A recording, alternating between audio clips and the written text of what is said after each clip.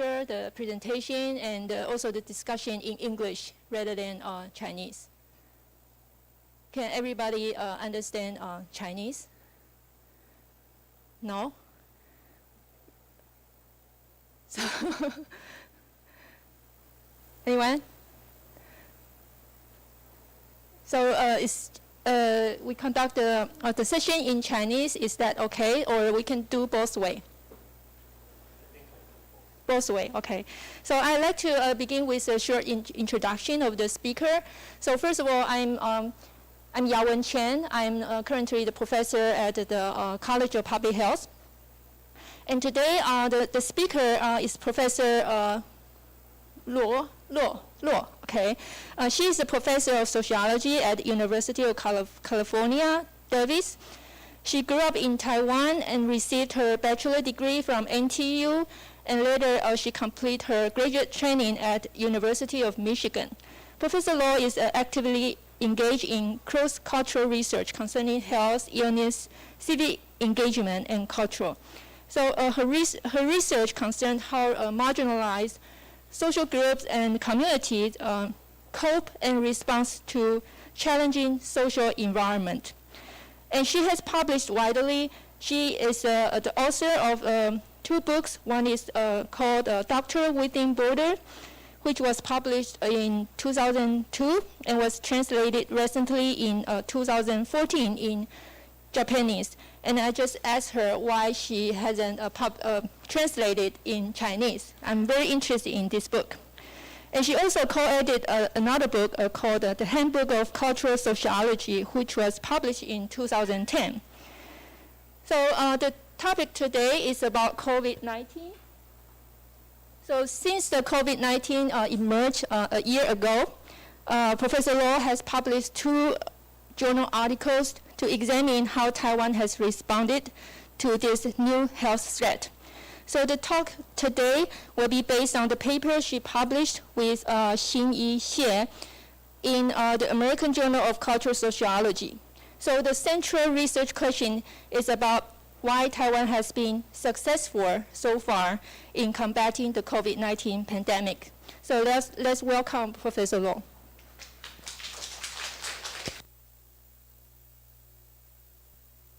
Thank you so much for that kind introduction. 我先跟大家讲一下，就是我等一下这个演讲会用英文进行，因为这个文章是用英文写的，但是到我们以后就是讲完以后的 Q&A， 就是讨论的部分呢，就是中文、英文、台语也可以这样子哈。那所以就先跟大家讲一下。所以我现在换成英文哈。所以first of all, I'd like to thank Pei Jia for inviting me and everyone else at GARC for providing me with this such a wonderful opportunity to share my research with you all, and also thank you, Professor Zheng, for that kind and generous introduction. This is, as Professor Zheng said, sort of based on an ongoing research project that I am conducting with my research assistant, and we're looking at the COVID experience, which sort of has engulfed everyone's life in the last year. And I titled today's talk, "What Did COVID-19 Teach Us About Us?" So I'm turning it around to kind of think about what we all know, that Taiwan has done remarkably well in terms of the intervention effort in response to COVID-19. And that is a familiar story that you probably know better than I do, so I'm not going to spend too much time on that. But I'm going to turn it around and think about how the pandemic preparedness in Taiwan allow us to understand the strengths and weaknesses of the civil society in Taiwan. So let me start with sharing with you some of the what I'm calling backstage musing, the background of this paper and how this came about. So in a very honest way, the picture on your left-hand side is sort of me during the pandemic last March. Well, it's not really me. I'm a little less good looking, and my son is a little bit older than that. But it kind of captured the idea that when the pandemic hit last March, and my husband and I were both teaching full-time, and suddenly our son's school got shut down. He was 6 at the time. He's 7 now. And so that captured my life, right? As many other working moms during the pandemic were trying to work, and childcare and our spilled coffee constantly would get in the way. And as I was trying to manage all that and the challenges with pandemic parenting, which I think Pei Jiao should write about, but that's a separate story. I read with pride and envy that Taiwan is doing so well. And in the news media, in newspapers and so forth, you keep reading about how Taiwan is a coronavirus success story. The major theme, it seems, from these reports focuses on how we meaning Taiwan, have learned our SARS lessons. And so repeatedly in different ways, the news reports in the news media, in mainstream, in the evening news, kept referring to how the SARS experience in 2003 had really given us 17 years to prepare for COVID. This is all very familiar to us. But the story the questions that got me sort of thinking more deeply about, the questions that I kept sort of trying to puzzle over, is what does that mean, right? SARS is the reason why we did so well this time. And as a US-based scholar at the time, the natural question is, so does that mean now that America has suffered so miserably under COVID that it will respond better to the next pandemic? Most 10 out of the 10 scholars I talked to would say no to that question. We're not confident that just having suffered a pandemic means you will do better next time. So what does that mean then, to say that we have learned our COVID lessons? Our SARS lessons, right? Obviously, just having suffered through SARS alone did not fully explain why Taiwan has been so successful this time. And so I think to say that Taiwan has learned our SARS lesson is really saying we have activated certain social and cultural mechanisms through which we proceeded to address our pandemic unpreparedness during SARS. So all the problems, all the sufferings, many of the failures during SARS were exposed. Those failures were exposing certain problems and failures in the system, and there were social mechanisms that were mobilized and activated through which civic groups and social groups try to address those problems. And so the question becomes, what exactly are those social mechanisms, right? What were the social mechanisms that helped Taiwan institutionalize pandemic preparedness after SARS? So from the perspective of Taiwan, now that I'm in Taiwan for my sabbatical, I sort of feel like I'm wanting to turn that question on its head. The question of why did Taiwan do so well, and that is a familiar story that we're very proud of, but to turn that story on its head, the question for me, a deeper question for me that I want to sort of puzzle with you today is, how does our COVID success story teach us about the strengths and weaknesses of the civil society in Taiwan? What did these social mechanisms through which we address our institutional failures during SARS, how do these social mechanisms and cultural mechanisms tell us about the strengths and weaknesses of the Taiwanese civil society? So that's the question I'm going to focus on today. And this is sort of the take-home point. I'm going to front-load my talk with the findings or conclusions. I'm going to, for the remainder of the talk, for the next 30 minutes or so, I'm going to unpack these two arguments. On one hand, I'm going to say that the COVID success story reveals three key indicators of maturity of our civil society, and they include institutionalized mechanisms for quote-unquote societalization. And I know I haven't defined that yet, so I'll get to that in a minute. Second, shared cultural grammar or cultural codes for debates in civil society. And third, I'm going to argue that we are developing a sense of civic interdependence in our civil society. Those are the strengths. And the remaining weaknesses or challenges include things like, political polarization and populism. And that because of the populism and political polarization, that we often missed important conversations about nuances of policies, in this case, scientific ambiguities. And finally, the continued marginalization by geopolitical power struggles continue to pose a challenge for our civil society. So this is sort of the take-home point for today's lecture or talk. So if my talk becomes so boring and you start dozing off, at least this is the take-home point, and hopefully you'll get something out of it if you get this slide.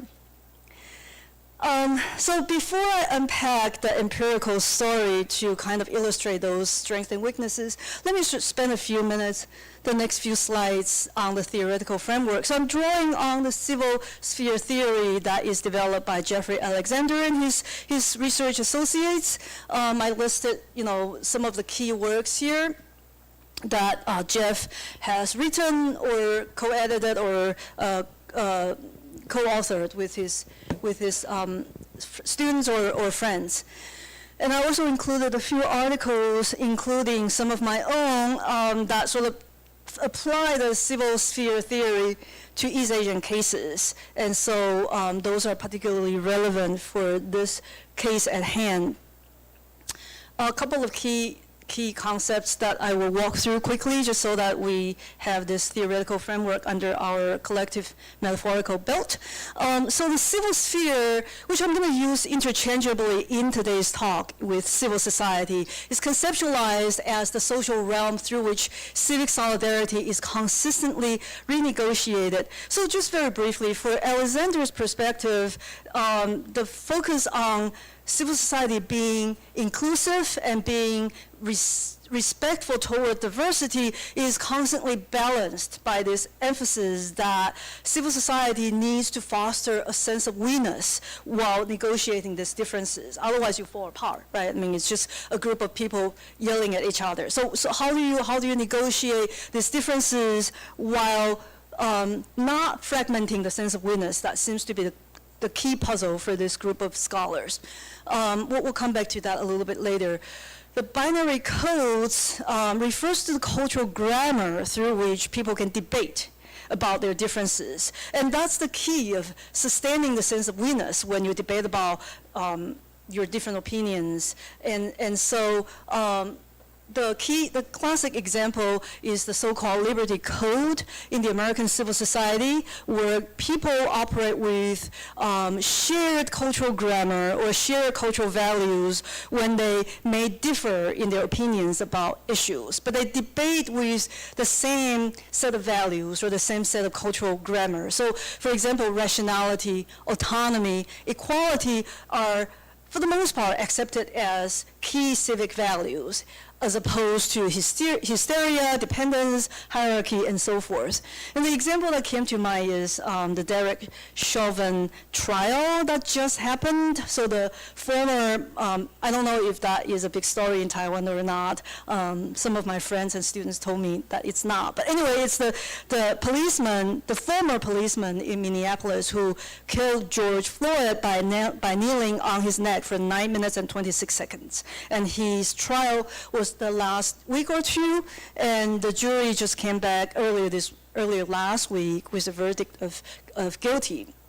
So anyway, the debate was never whether it was okay to be racist or whether it's okay to kill someone. The debate was always about whether Derek Chauvin acted rationally in a high-risk split-second decision kind of situation, or did he act hysterically and did he operate with racial biases?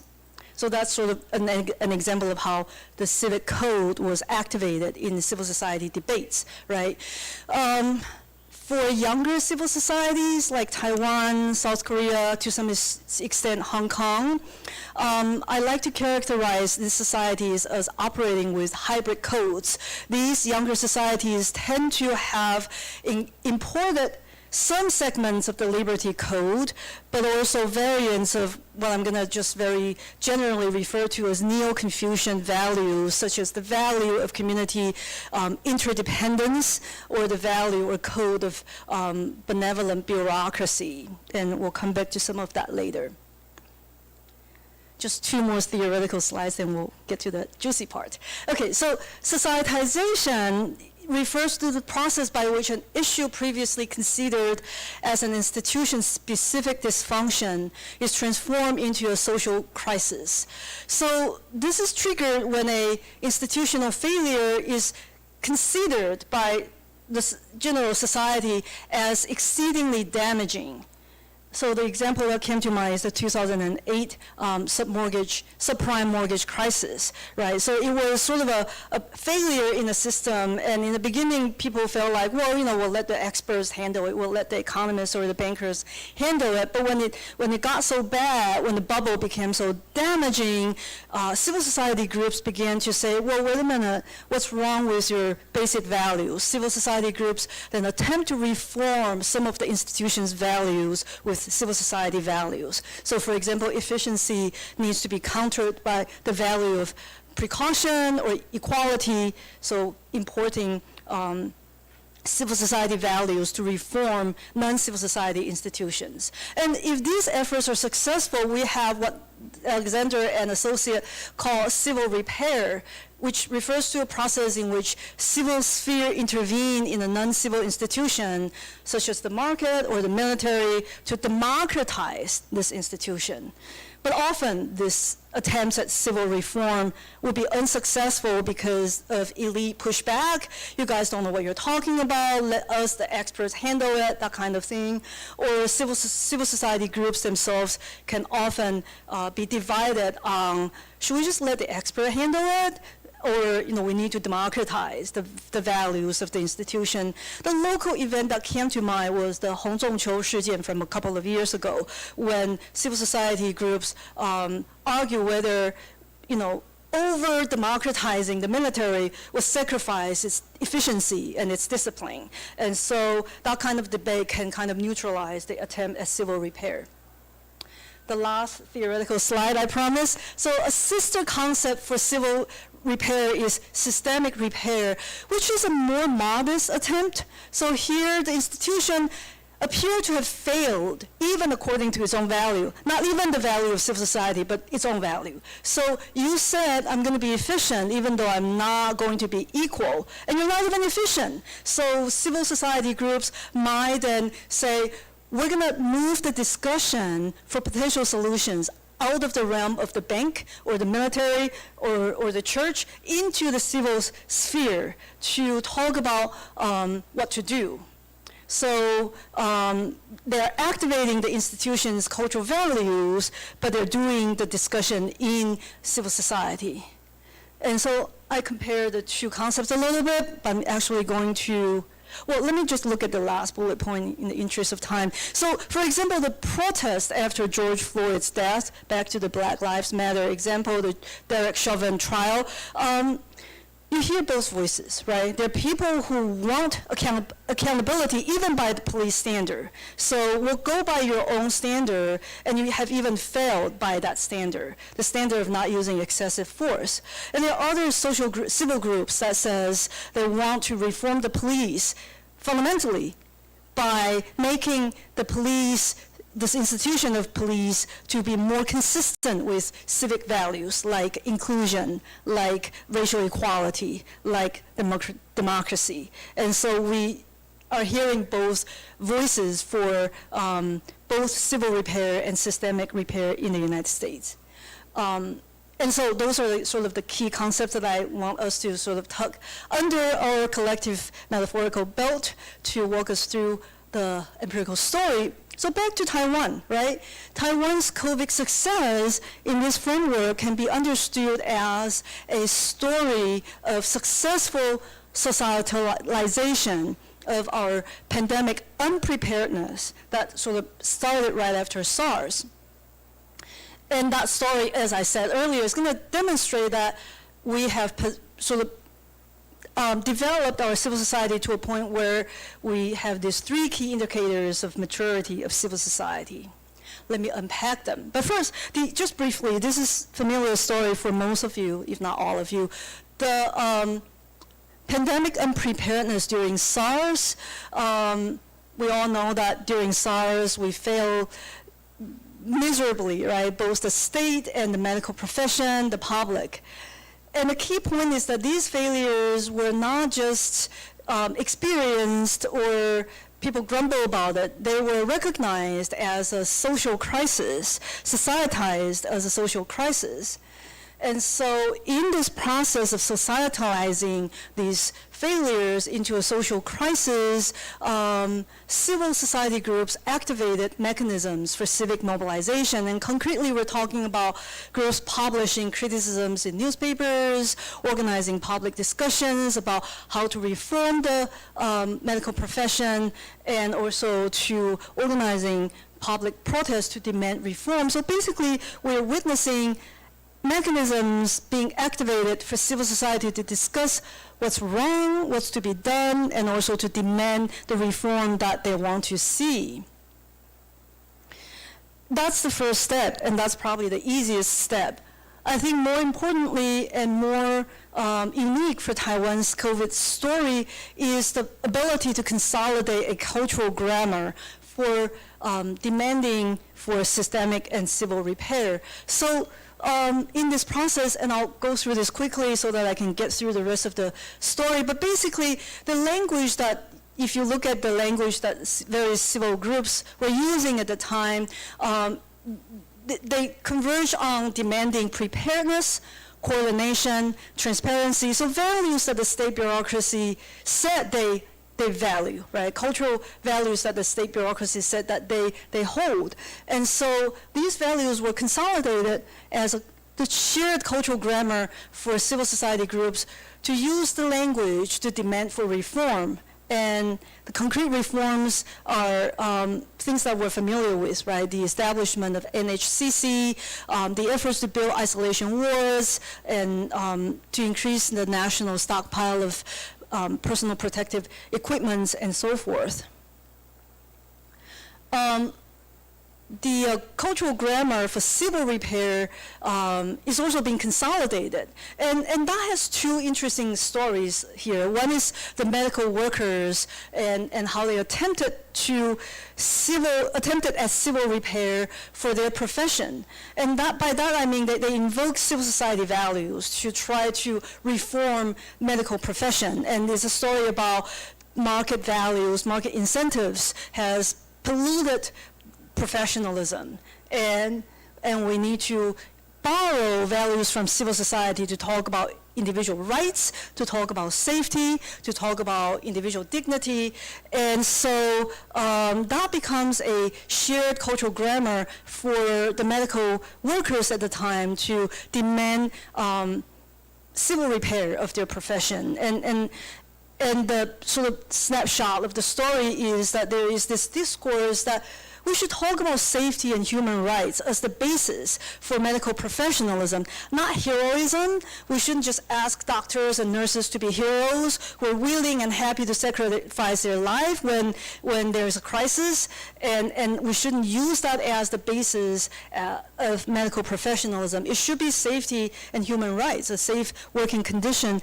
I wanted to emphasize that I'm talking about the cultural code and the cultural grammar of how civil groups, and in this case medical workers, are asking for reform. I'm not saying that the reform has been completed or successful, but at least the language has been consolidated. Some memories from history, right? This is a snapshot from 2003 when the nurses at Heping Hospital first broke out of the lockdown, and the nurse was very upset, and she kept saying, I'm not going to play the video, it's just a screenshot. She kept saying, 我们都不算人啊, 我们都不算人啊. So in translation, it's, so we don't count as human beings, right? And so it's a sort of a civil society value. Okay, don't talk to me about heroism, okay? Talk to me about safety and human rights. That should be the basis of medical professionalism. And this discussion in a way continues today, right? This is, of course, reactivated during COVID when the reporter, the magazine, 报道者, also talked about this and kind of reflected on how SARS initiated this conversation about, the tough choice between my life or my duty is fundamentally the wrong framework to be given to medical workers. And things like the lockdown of Heping Hospital is not about a few bad apples making wrong decisions. It's about structural problems, right? So that's the language of the cultural, again, the reform of the medical profession is still ongoing, but the cultural grammar has pretty much been consolidated. During SARS, we also saw things like this. This is just someone's blog, and they're saying not just the hospital or medical profession or the state. They're saying, what's wrong with people in Taiwan? And this is not a very systematic reflection, though. The more systematic civil repair of the civil society itself didn't happen until the beginning of COVID in Taiwan. And I'm referring to reflections of our own selfish acts during SARS, like hoarding masks, defying quarantine orders, trying to prevent SARS clinics from operating in neighborhoods, trying to block SARS medical waste from entering into neighborhood. And there were a few sporadic reflections like this after SARS, but for the most part, those reflections didn't happen until the beginning of COVID when newspaper articles and other social media started to say, look, we were really bad during SARS, we meaning ordinary citizens. We were very uncivil. We were very selfish. What happened to us? How can we do better? And looking at the editorials and columns in Liberty Times and the United Daily from January to May of last year, my co-author and I were surprised to find that these two newspapers, which are usually at odds with one another, never agree on anything, actually seem to share the cultural grammar of how to talk about the civil repair of civil society. They both, for the most part, rebuke past selfishness. They both praise the public for its high level of civic spirit this time around during COVID, and accepting state guidelines as quote-unquote science-based measures. And because of that shared grammar, the media across the political divide seems to manifest a very rare incidence for Taiwan, given our political polarized situation, where there is a rare consensus across the political divide, in which both sides are developing a discourse of civic interdependence. Both the Liberty Times and the United Daily publish editorials and commentaries that focus on societal collaboration of citizens, saying no matter how wonderful state-led intervention guidelines are, without societal collaboration, it won't be effective. Urging citizens to exercise their civic virtues of responsibility and compassion, and ask them to say, we need to protect one another. And so this is sort of a work in progress of different political, different media group of various political orientation, articulating an interdependent civic identity. And I find that interesting and amazing, given that they usually are on different sides of any issue, right? And so this is a temporary moment of civic identity. How am I doing in terms of time? Like 20 more minutes, 15, 20 minutes? Okay, so here, I'm not gonna read all of this. Those are some quotes from Liberty Time and United Daily. And I apologize for not finding the Chinese translation. We did read the original Chinese editorials and columns, and then we translated them into English. I thought about translating them back to Chinese, but given that given the audience and that it's being streamed, I thought to keep it in English. But if anyone wants the original Chinese, I can definitely access them for you. So anyway, here's a couple of examples that talk about we're not going to panic again.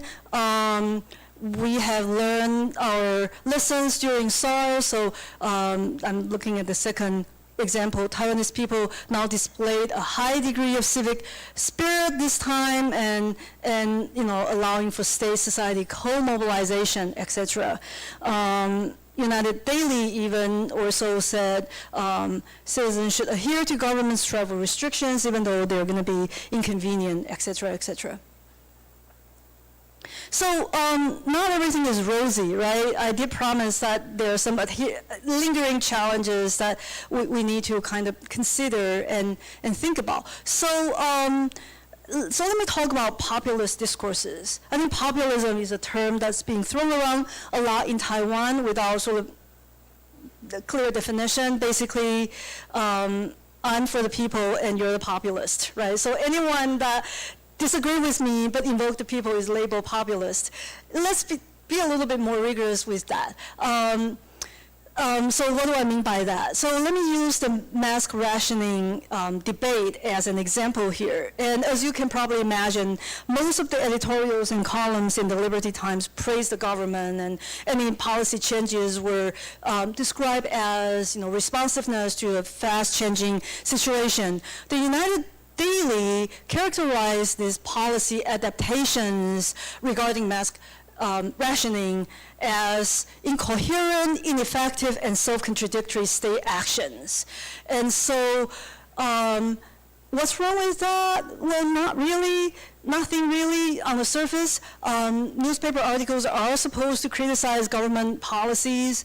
We're supposed to want to make the people happy, but in this instance, the commentaries in United Daily characterize or constitute a populist attempt at civil repair in the following sense, right? Most of these articles reify the people as possessing a singular will, which is basically we want masks, we don't want to stand in line. And that is a very sort of oversimplified version of who the people are. And because of that, competing voices from different social groups are ignored, such as mask producers, healthcare professionals, and so forth.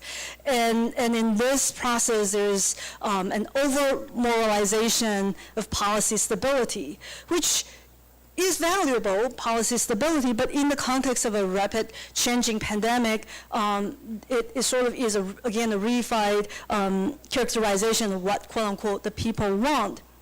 So here's some of the examples of what I meant, right? So in one of the examples, the complaint is that 6 NT a piece is too expensive.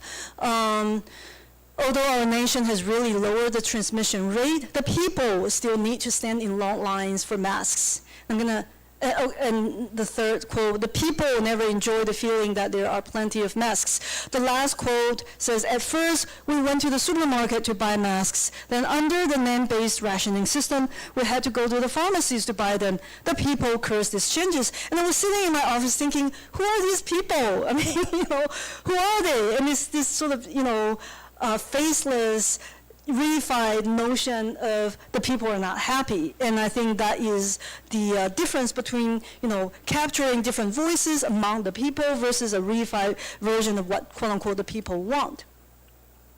So the first challenge, right, populist discourses that still are prevalent in Taiwanese civil society.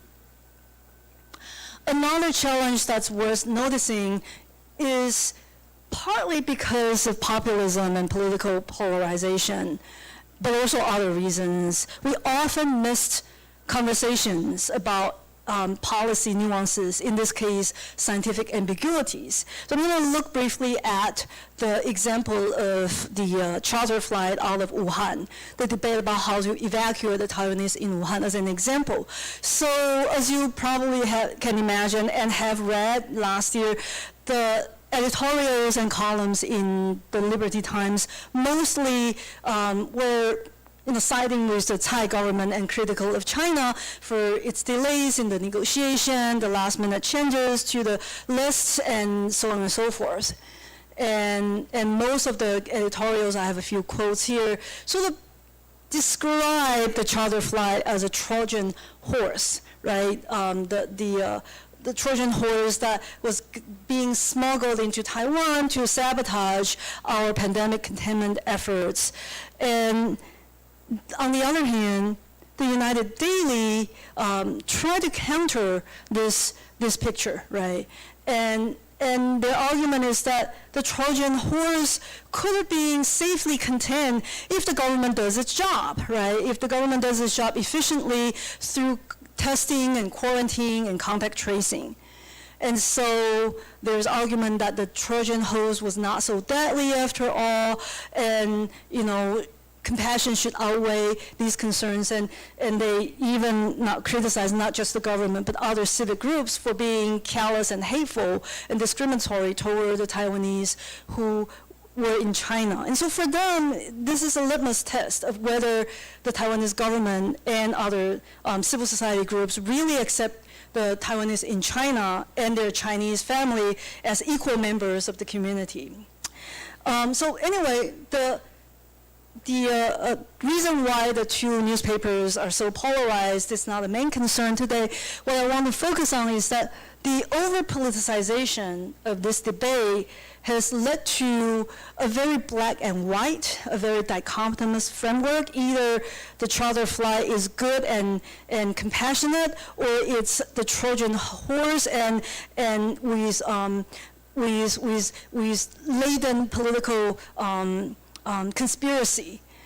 And so what happened is that the conversation that should have happened and didn't is about the scientific ambiguities or uncertainties in all available options. There's not an option that is going to be perfect and completely excellent, right?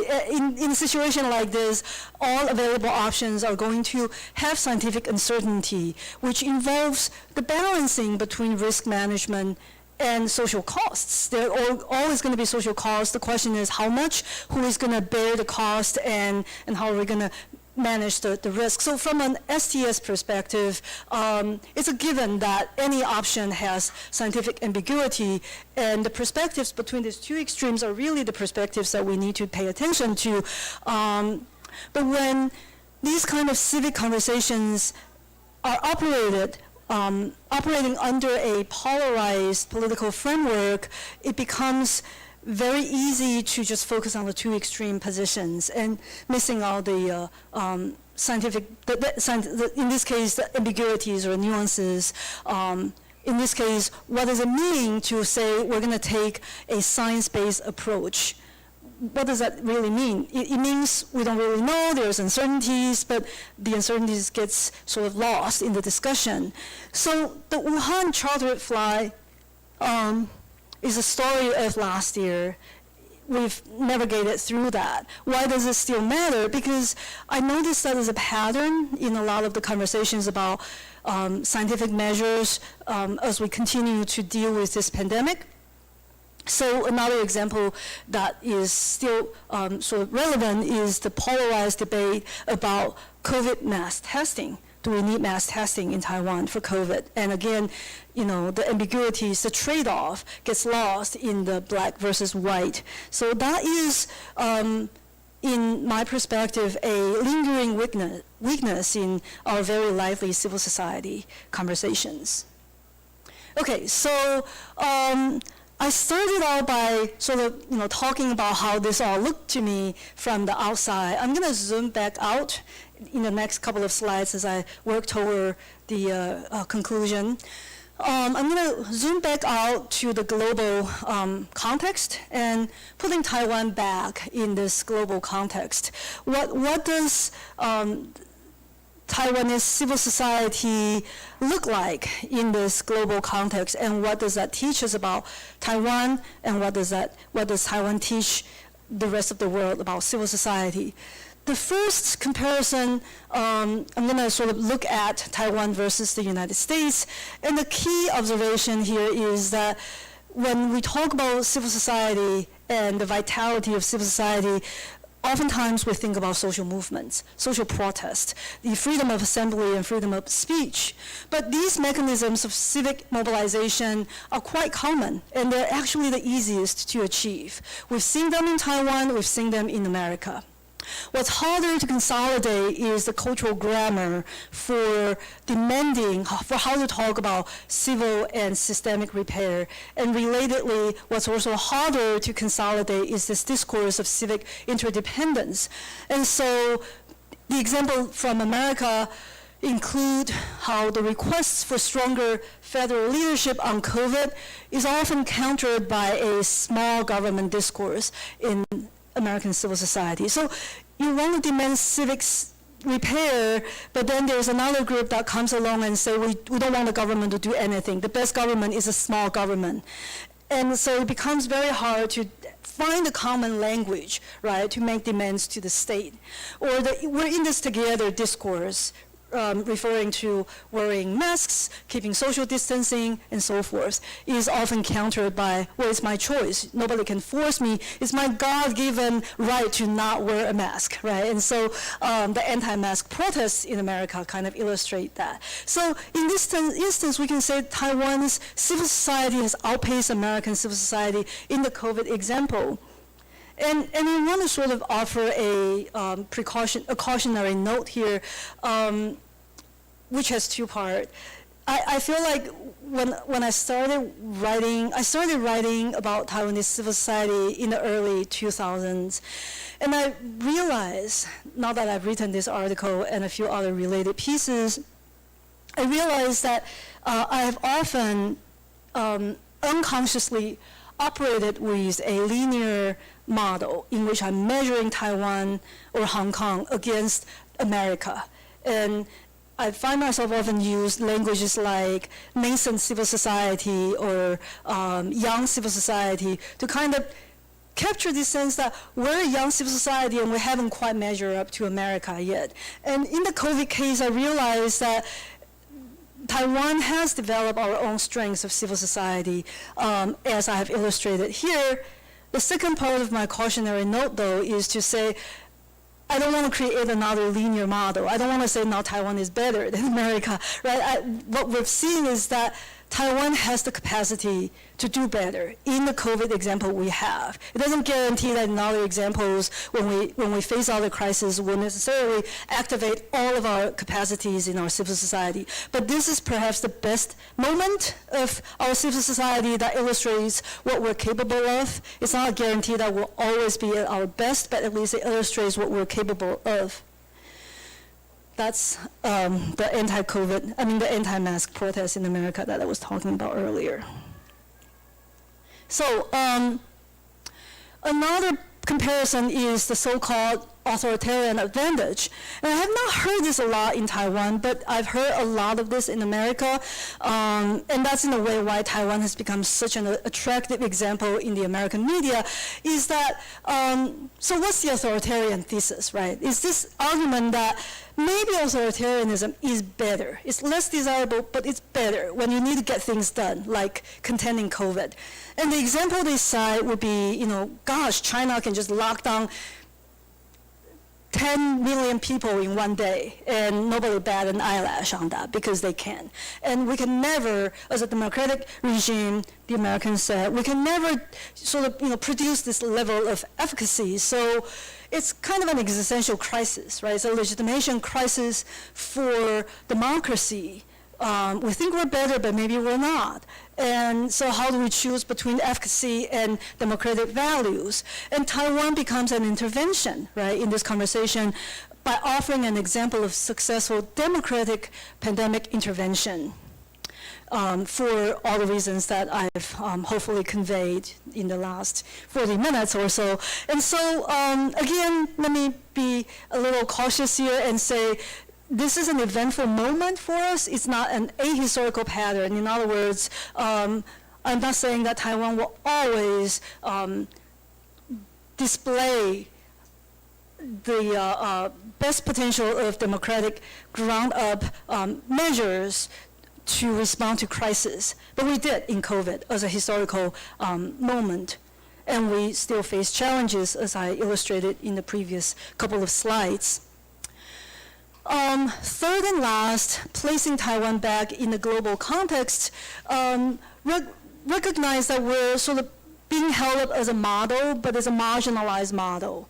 The picture on the left-hand side is a familiar story, right? We're praised for how well we've done in COVID, but we're still excluded by the WHO, and various world leaders will pay lip service to how this is wrong, and they support our inclusion in the WHO, but not much else is done beyond lip service. Why? Because they have their geopolitical interest to protect. They have their market interest to protect. They have their power play to engage in.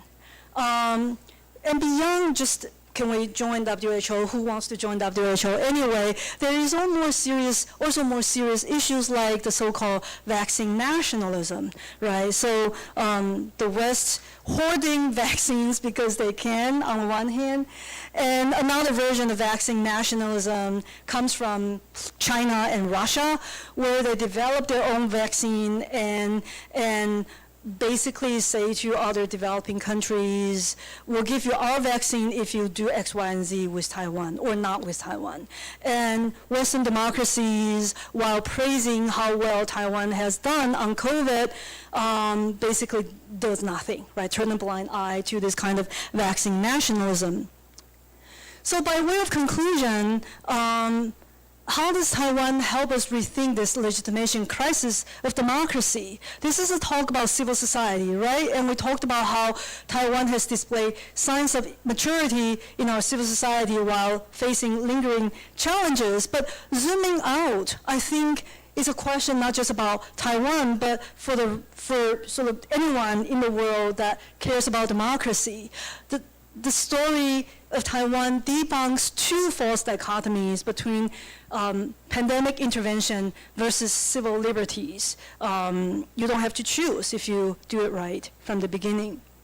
We also, I think, offers an example to debunk the false dichotomy between authoritarian efficacy and democratic values. Again, if democratic mechanisms are activated in a way that usher in relevant civil and systemic repairs, democratic societies can consolidate ground-up measures for pandemic intervention.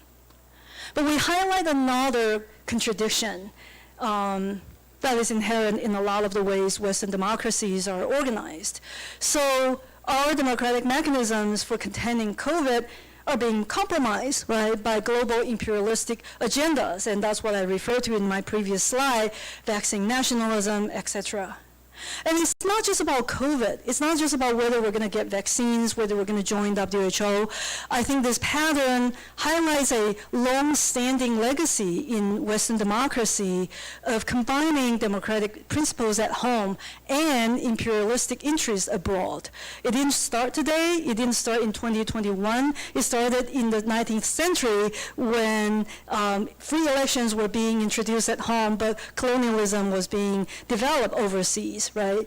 It continued in World War II when America championed defending freedom in Asia and Europe while refusing to implement civil rights for blacks, democracy at home. So, so Taiwan then sort of highlight this hidden or inherent contradiction of democracy as it has developed in the West. And it becomes a key question about, the future of the legitimation for democracy, which is important for both Taiwan and other democracies. So I leave you with this important question to wrestle with.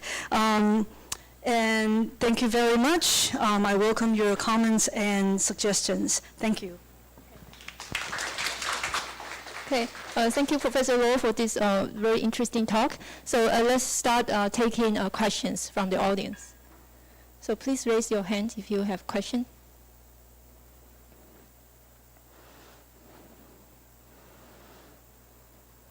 Any questions from the audience? Yes?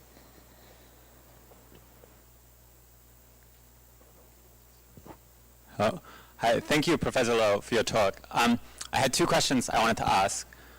The first is about this idea of successful societalization, and kind of how would you draw a causal link, or whether you would draw a causal link between successful societalization and kind of successful pandemic prevention, right? So you talked a lot about how consensus was built, how shared grammar was built, but I'm wondering how we get from that shared grammar to kind of effective policies or effective pandemic control. The second one, and related, is I'd like to know more about why you think that polarization and populism are necessarily specific issues in the Taiwan case, or issues in this context, right? You know, in the UK and the US, at the beginning, there was a consensus that masks weren't effective, right? Polarization or opposing views aren't necessarily a negative thing. You know, it was only when there was opposing view that maybe masks were effective that new consensuses could be formed. So, you know, opposition parties and newspapers are always going to oppose. Why is that a bad thing for civil society or for, you know, a common language or whatever? Thank you. Thank you, Sam. Those are good questions. So the first question is about asking me to clarify the causal link between the process of societalization and effective policies, right? And so the causal pathway is institutional reform. So the societalization process in Taiwan after SARS led to, you know, the reforms in the public health offices, reforms in the medical profession, like, you know, building more isolation wards and so forth. And this civil repair in civil society, of course, is not about institutional reform, but it's about sort of the ways in which civil society thinks about what it should do and how to do better.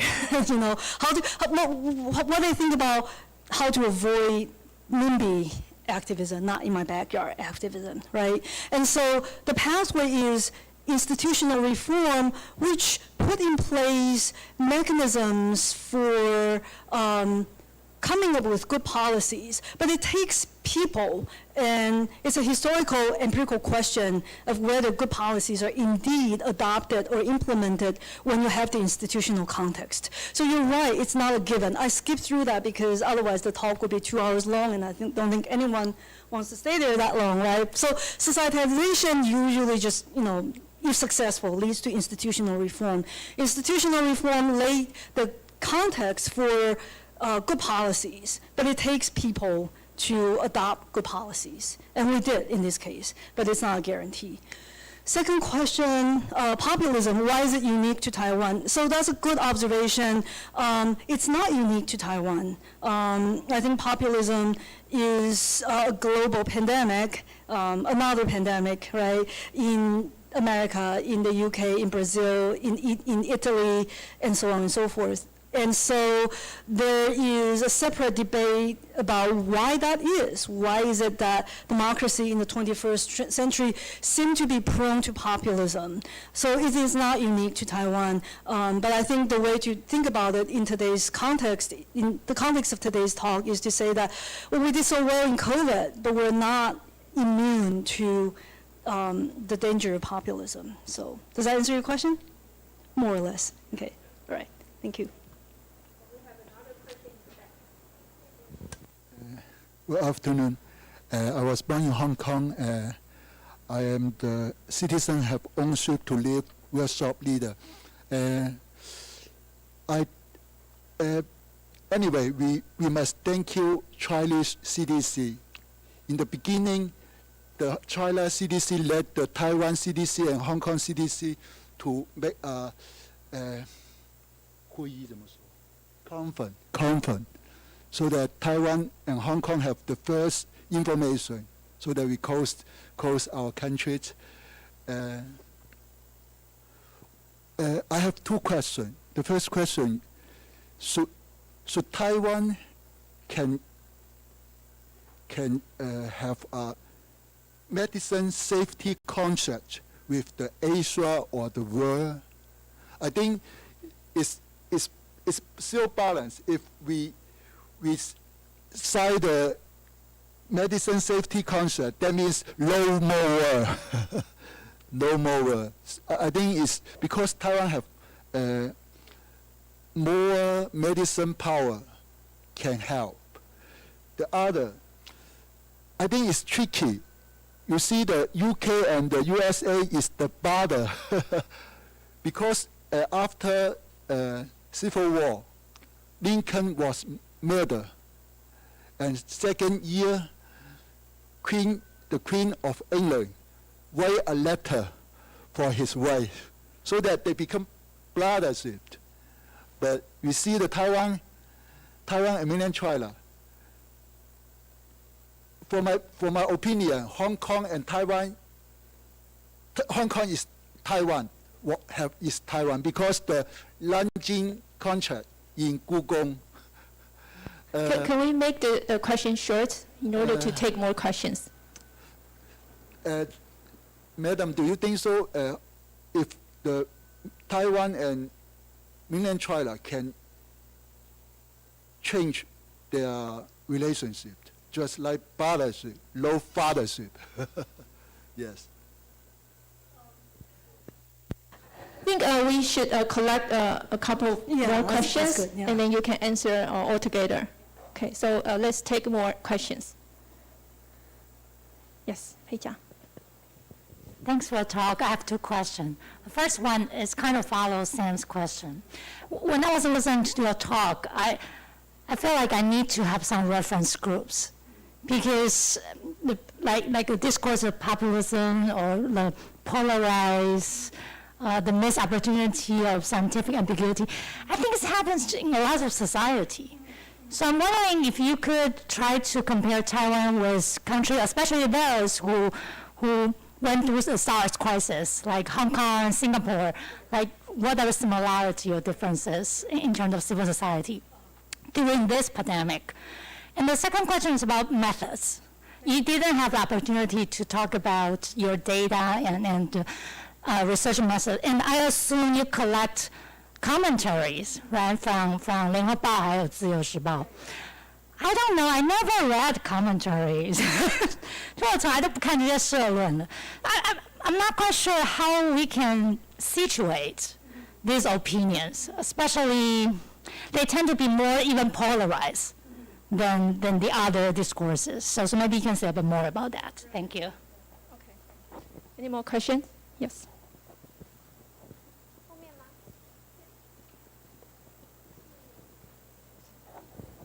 Hi, I'll ask my question in Chinese, so help me translate into English.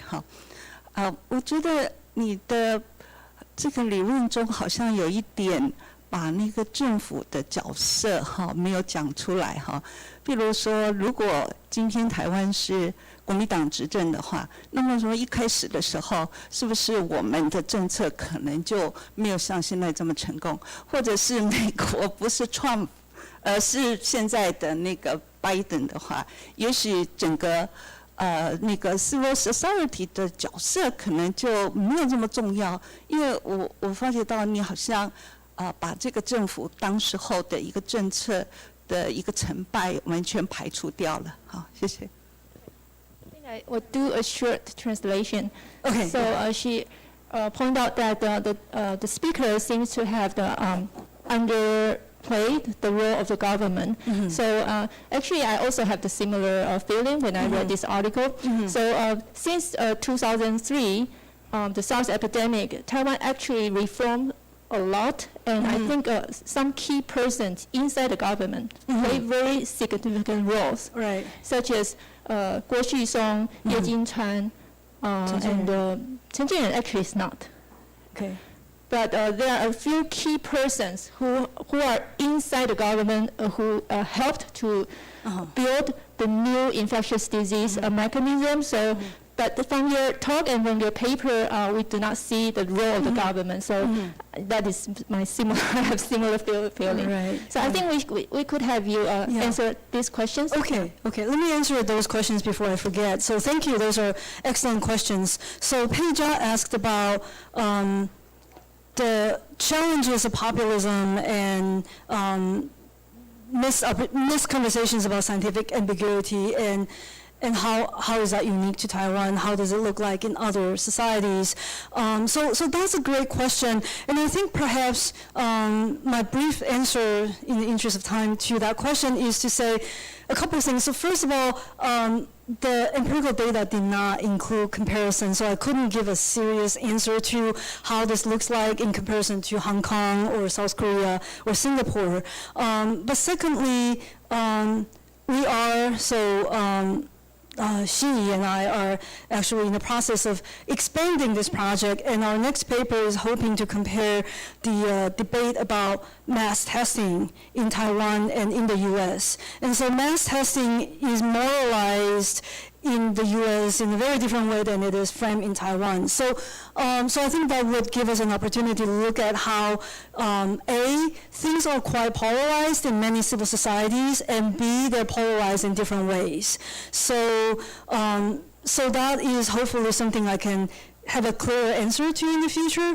But third, I think your question maybe allowed me to make a point that I maybe didn't make explicitly in the talk. I'm going to go on a limb and say that I think so I talked about the strengths and weaknesses of Taiwanese civil society, and I think the strengths are more unique in the Taiwan case. The weaknesses are more common challenges facing many civil societies. Without having done full-fledged comparison, that seems to be my sort of observation at this point. And then you asked about method. So I did not include method in the talk, again, in the interest of time, so thank you for giving me an opportunity to talk about that. So we use secondary method to look at, and archival government publications to look at the kind of reforms after SARS, especially in terms of like the establishment of NHCC and other kind of reforms that I talked through quickly. The raw data that we collected were editorials and columns from 联合报 and 自由时报. So about maybe 150 articles through this 4 months. So how to situate these extreme views in 2 extreme newspapers is your question, right? So initially we had thought about we should then, collect commentaries from blogs and Facebook groups or just social media where we can get a sense of what quote-unquote normal people think about these things. And it was, so we didn't, and there are 2 reasons. One is just, to be honest, I was asked to write this paper in a very short time frame, and there just wasn't time. And I feel it was important to write about Taiwan in that juncture, so that was my excuse. But then it also becomes like, so to me, what was striking is that I never expected to find consensus between Liberty Times and United Daily, and especially not to find consensus between their editorials and columns. And I did, about the shared cultural grammar and the discourse of civic interdependence. So it kind of led me to have some confidence that if these 2 very extreme groups can find consensus, then this is a moment of consensus building, of discourse of interdependence in Taiwan, even though we're a very polarized society, because we find consensus even between the 2 most extreme stands, right? So it's not a perfect answer, but that's kind of what we had at the time. And then the question about the role of the government and how we didn't highlight the role of the government. And so that's a very good observation. So let me say 2 things quickly. I did have another paper in context that's titled How Taiwan's Precautionary Approach Contained COVID-19. And in that article, it's a shorter article, but in that article I was able to sort of explicitly talk about how the COVID success is a state-society co-production. So in that other article, I did acknowledge the role of the government. I think this article and this talk was designed to talk about what did we learn about the strengths and weaknesses of Taiwanese civil society. So I think I put the role of the government in the background. The key question I think that motivated me to write this article at the time, I started writing it last May, and took the whole summer and kind of, it still was a very hasty production, but at the time I feel it was important to get it out, just to kind of get this reflection out there for American scholars to look at. But anyway, part of the motivation behind that, so academically, this talk was focused on the role of civil society. So the role of the government was not denied, but it was not the main focus of the talk. But a broader answer to that question is, at the time when I was writing the article on which the talk was based, I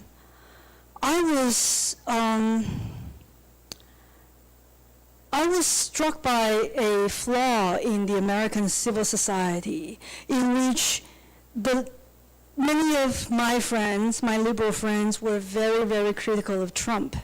And rightly so, right? I mean, the Trump government did just a miserable job. But I also felt like there was a gaping hole in their civil society in which civil society weren't making the right demands. They weren't making the right demands on the government to institutionalize universal health care, to coordinate COVID responses. And so there's sort of a missing step in that if you want the state, if you want a democratically elected state to do the right thing the way our government has done, civil society groups have to do their jobs. They have to do their jobs to make the right demand, to channel the right voices, to engage in what I call systemic and civil repair. So in a way, to put the role of the Taiwanese government in the story of our COVID success, it would be something like this. Taiwanese civil society successfully engaged in civil and systemic repair. Therefore, the government responded and did X, Y, and Z.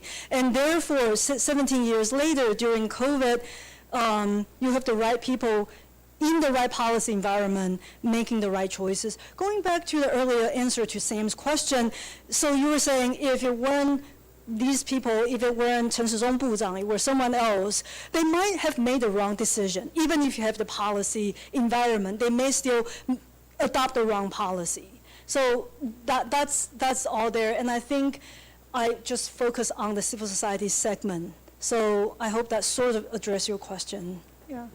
Can I say that we are pretty lucky to have elected a correct president early last year? OK, 嘉玲。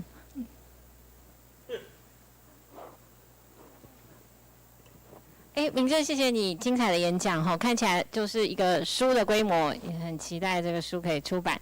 那我想问的是，就因为你的主题是 civil society， 它还有很多现象是可以观察的。那看起来你比较是就是不同的政治意见，比如说以报纸、社论对政府的政策，或是有一些政策的反应，那好像科学社群可能是一个角色，可是我们还有很多其他的面向，可能也蛮适合呈现 civil society 的，比如说各个台湾因为政策，各个学校或是企业，他们都会做一些小政策。好，那很多都很离谱，包括台大做过非常多离谱的政策，让学生会觉得根本不可行，也不科学。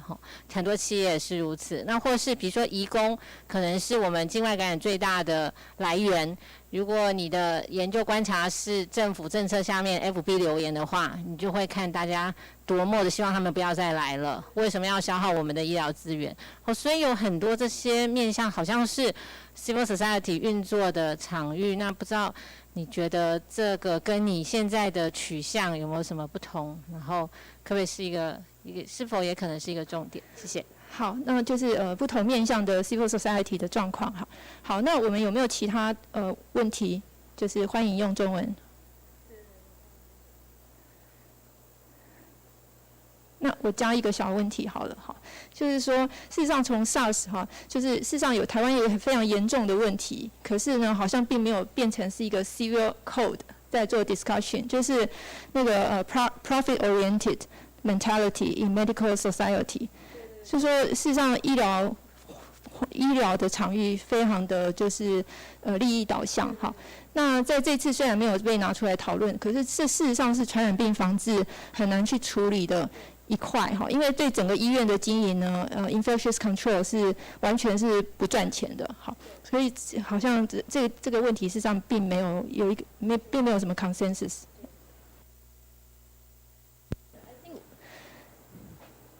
我先回答一下好了，因为不然你可能会忘记这样。就是嘉玲刚刚提到的是，就是civil society 其他的面向，然后郑老师提到的是还有一些问题就没有被 societalized 这样子，那这个都是很好的问题。我觉得这个 paper 其实就是大家有看到，其实是一个很粗略的架构这样，然后中间还有就是 skeleton 出来，可是中间很多那个肉跟筋还没全部长好这样。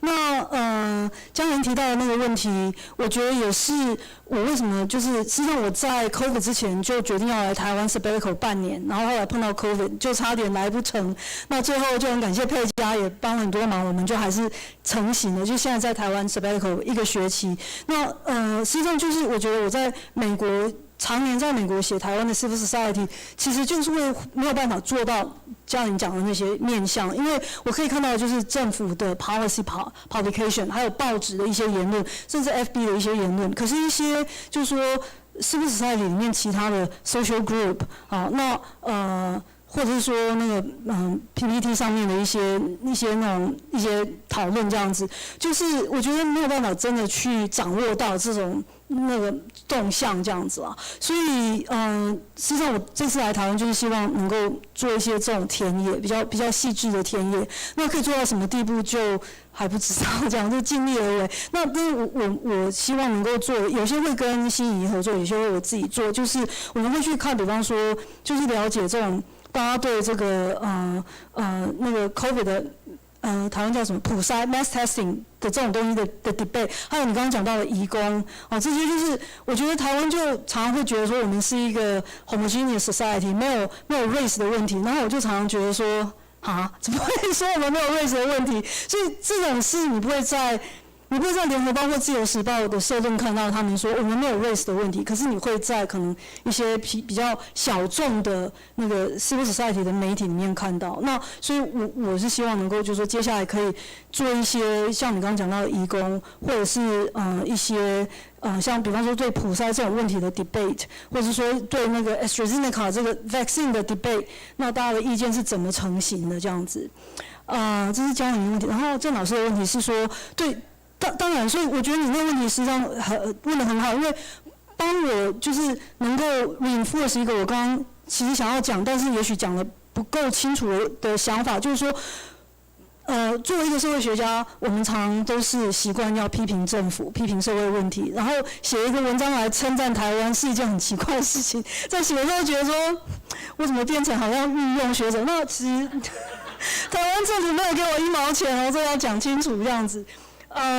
但所以我们的反思就是说，当然我们看到台湾的在 Sars 之后成功的去所谓的 societalize 一些问题，可是当然有很多就是没有做到。那你刚刚讲到那个医疗团体里面的利益取向，就是一个很好的例子，因为在 Sars 之后，实际上我们去看的一些档案资料是一些那个可能医生比较少，主要是护士，还有一些就是说。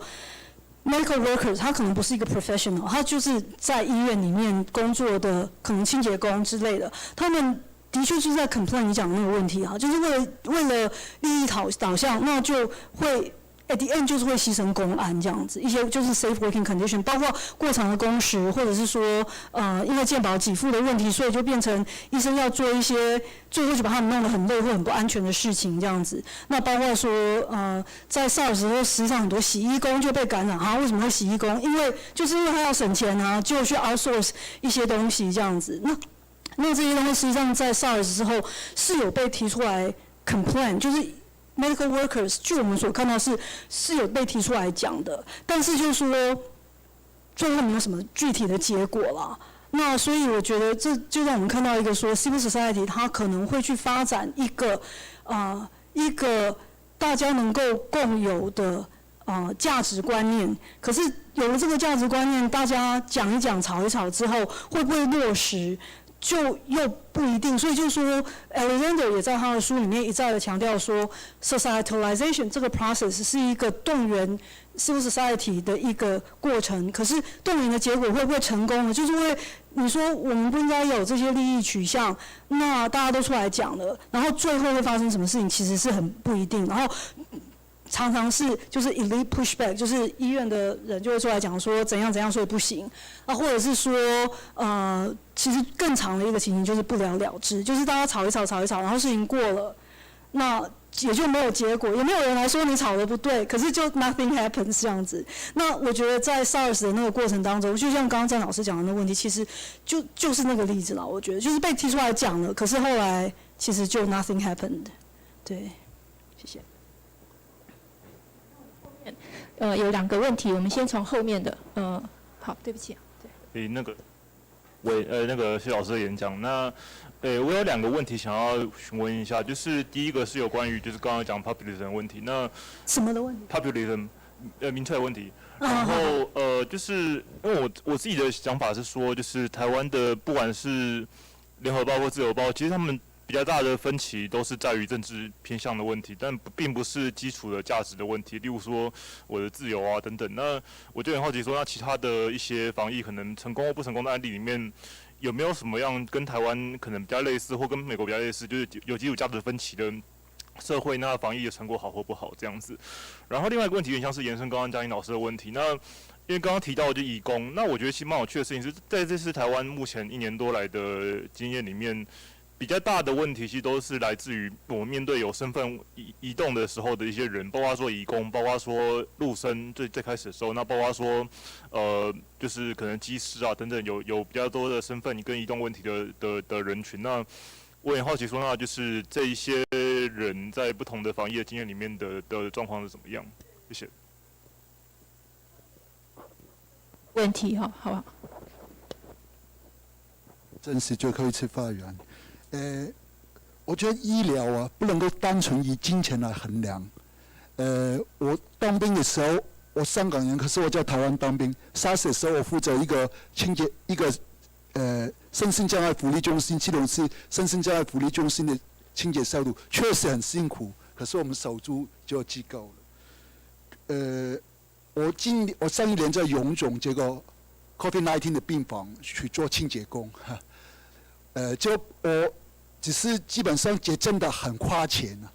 基本上一个病房是一个总医师，这个病房是2个总医师，其中一个总医师还是澳门人啊。他死在台湾，如果他死在台湾，跟台湾好像没有关系，他也很认真去做。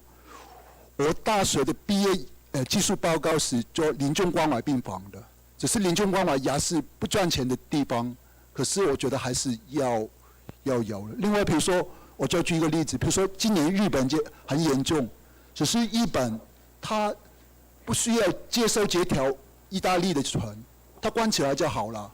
是。可是它接收这条意大利的船，这表示它有这个能力。那个问题短一点，因为我没有问题，我只是 comments。OK， 好，那我们就是 take another question. You have a question, right?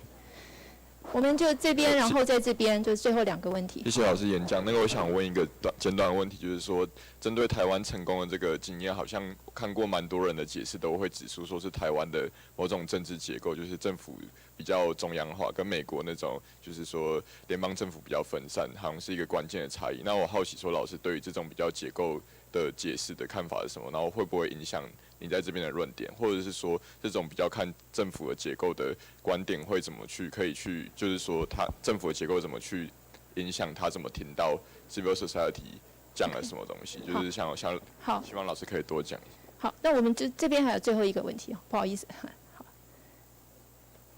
这样记得起来哈。是。谢谢老师的演讲。那个就是如果最开始这个疫情是在台湾，或是在台湾爆发的话，那如果我们政府想要用全面封城的方式去掌握的话，那我们的民族性会不会有很高可能性让，就是会有一些 rebellion？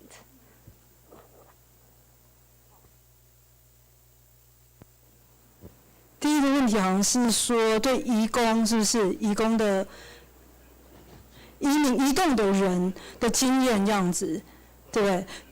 对。所以这个我们也还没做啦。那但是就是说我接下来就是希望，就是刚刚讲的，我觉得这个今天 present 的这个 paper 实际上是一个粗浅的架构，这样，那就是里面的一些肉还没有全部，实际上是大部分都还没长好这样。那其中一个我的确是希望，就是去 experience 一下这种COVID 之下的 boundary crossing 的经验这样子。那我们也还没有想好。到底会去 interview 哪些人这样？但是就是包括你刚刚讲的那些人，比方说移工，或者是机师，或者是说，也许可以补充这个架构嘛，就是说，就是对于 civil society 而言，就是这些有不同的身份的人，他们可能怎么样影响到刚刚讲的这些 society 的问题？对，所以从 civil society 的架构来看，就是我觉得实际上台湾也必须 consolidate， 就是说 community 的 boundary 到底是什么这样。那是刚刚实际上有一个东西我并没有把它提出来讲，就是我觉得台湾在这次 COVID 的成功里面，其实有一个问题啦，那就是我刚刚在这个populism 跟 misconversation 里面并没有再花时间去讲的。另外的一个问题就是 exactly 你现在提到的这个东西，我自己从美国来到台湾，然后就是说自己经历这 boundary crossing， 我是觉得说台湾的 civil society 现在就是在思考说，还有像刚刚嘉玲讲的，就是说你们这些外面的人都不要来这样子，我们好不容易现在就是从世界的这个 marginalized 的 position 变成是全世界防疫的模范生，你们这些。当然，我摘掉 KP 狗的进都卖凳来这样，那或者是说大陆的也不要来，那就是我觉得对这种外来的人就觉得你是一个 virus carrier， 那实际上我们回到美国可能又被那些白人就是打，因为觉得说你是亚洲的脸孔，所以你是那个 COVID carrier 这样，所以这个 boundary crossing。的这个问题，从台湾的市民社会的观点来看，我觉得就是 challenge 我们说我们在 consolidate 这个 civic interdependence 的过程当中，我们就认识到说，好啊，也许你很蓝，我很绿，那但是呢，至少在 COVID 的时候，我们通通要在这个岛上生存，这是一个我觉得是一个值得纪念的一个 moment。那台湾就是说。这个问题怎么解决？也许没有办法解决，可是我们因为共同生活在一起，就慢慢累积这个 civil interdependence 的经验。但是在这个过程当中，你觉得我们彼此 interdependent， 那我们就必须把外面的人关在外面这样子。那我在今天这篇文章没有提到，但是在context 的那篇文章有提到说，台湾的一个 challenge 就是说。任何一个 community 都不可能没有 boundary， 说没有 boundary 是不可能的。那所以我觉得我们需要想办法去做的下一步就是说，你可以 recognize 说，好，你们这些外面的人不是我们 community 的一部分，你们在美国人就不要来用我们的健保了，那都没有关系。但是呢 ，can we treat outsiders with compassion and respect？ 你可以说他是 outsider， 因为我们不可能让全世界的人都好了，你们要来当台湾的国民都可以，那当然不可能嘛，对不对？所以 we need to find out where our boundaries are。But when you recognize someone as an outsider, can you treat them with respect and compassion? 那这个 outsider 包括移工，包括 overseas Taiwanese 等等种种。那我觉得这是台湾的 civil society 也许还没有完全做到的一个下一步，这样。我们的 civil repair 还没有进行到这一步。好，这是刚刚这位同学的问题。然后政府结构，对，政策的问题。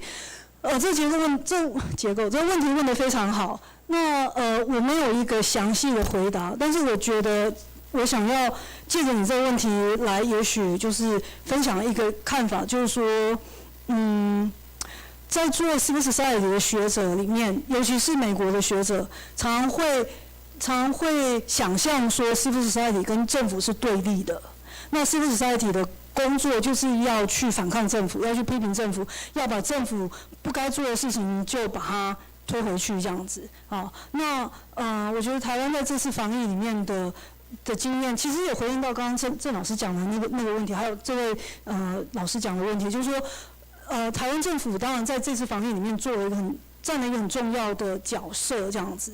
那所以就说 civil society 跟政府之间的关系其实是一个竞合的关系啦，就是说在某些部分你必须去监督，然后去 push back。的 government， 那我们台湾的这种过去的 legacy 是从威权体制转型出来，那在很多前面的工作就是在做把政府不该管的事情把它推回去的这个工作这样子。可是有一些东西的确是需要政府来就是说 take the leadership， 所以美国这种美国的问题，我觉得不是在于它是联邦政府，然后就说各州跟政府之间的关系是比较没有那么的centralized 这样子。我觉得美国的政府从我来看，那我讲一个很粗浅的分享，不是很完整，就是说从美国的政府来的问题，我觉得是在于就是所谓的 precautionary approach 跟neoliberalism 之间的一个 tension， 那就是precaution 是台湾很喜欢讲超前部署，那事实上这个有一个德国的这种理论的根基，就是说，当我们在面对一些自然灾祸或者是pandemic 的威胁的时候，你永远不知道什么事情是刚好。那 precaution 就是说，你宁愿多花一点成本，然后做一些虚功，不要等到事情发生了才来说哇怎么办？那要不要封城？要不要怎样这样子？那台湾这次实际上就是做到 precaution， 我们不是每件事情都做到，但是这次我们做到 precaution 这件事情。那美国呢，就是我觉得主要是我个人来看就是说 civil society 过度强调就是 neoliberalism， 那什么事情都要由个人来决定，什么事情都要叫政府不要管，那是不是还有过度 focus 在叫政府不要管什么，而没有去 demand 政府要怎么管哪些事情？好，那这个是很不完整的回答，但是我觉得这是一个值得思考的方向。然后刚刚这位同学提到说，如果 COVID 的 origin 是在台湾，我们要封城的话，会不会暴动啊？这个很难从civil society的理论来 predict， 所以这是个很好的问题，但是很难预测这样，希望不要发生在台湾。所以好像还有其他。好像我想，因为时间因为已经到2点了哈，所以大家如果还有问题的话，就是欢迎留下来，我们再私下讨论哈。那再次谢谢大家的那个来临哈，光临不是光临的参与哈，然后也谢谢那个骆老师的精彩的演讲，谢谢大家，谢谢大家。